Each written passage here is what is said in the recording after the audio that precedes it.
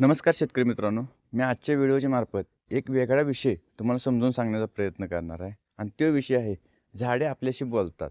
खरोखर आपल्याशी झाडे बोलतात, पण त्यांची भाषा वेगवेगळ्या कृतीतून ते मांडत असतात. म्हणजे त्यांना कोणत्या घटकाची कमतरता आहे, कोणत्या अन्नद्रव्याची कमतरता आहे किंवा कोणते अन्नद्रव्ये जास्त झाले आहेत, हे त्यांच्या वेगवेगळ्या कृतीद्वारे दाखवत असतात. फक्त ते शिकणं आणि ते समजावून घेणं खूप महत्त्वाचं असते. ज्या शेतकऱ्याला किंवा व्यक्तीला झाडांची 50% भाषा समजेल, त्या व्यक्तीच्या उत्पन्नात 100% वाढ झाल्याशिवाय राहणार नाही. फक्त त्या झाडाची भाषा, बोलणं, समजणं अतिशय महत्त्वाचं असते.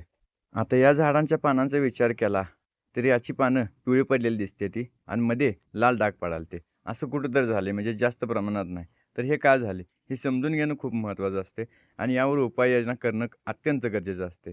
यावर योग्य उपाययोजना करणं हेही खूप महत्त्वाचं असते. आता हे पान तर पिवळं दिसायला तुम्हाला, पण दुसरं पान जर बघितलं तर त्या पानात कोणतीच कमतरता दिसून येत नाही. पूर्ण पान क्लीन दिसतंय, म्हणजे चांगलं आहे ते पान.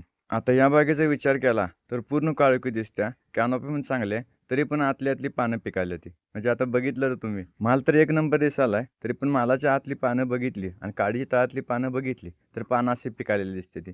मग आता ही कशामुळे पिकत असतील?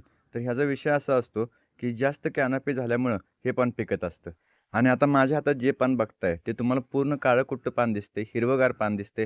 पानात क्लोरोफिलचं प्रमाणसुद्धा योग्य प्रमाणात आहे. अशी पानं आपल्या बागेसाठी योग्य अन्नद्रव्य निर्माण करत असते ती. त्यामुळे आपला माल चांगला तयार होत असतो. झाडं पानांद्वारे जशी बोलतात, तशी अनेक माध्यमातून बोलतात. ते कशी बोलतात, ते आपण नंतरच्या व्हिडिओत जाणून घेऊया. तर कसा वाटला व्हिडिओ कमेंटमध्ये नक्की सांगा. धन्यवाद.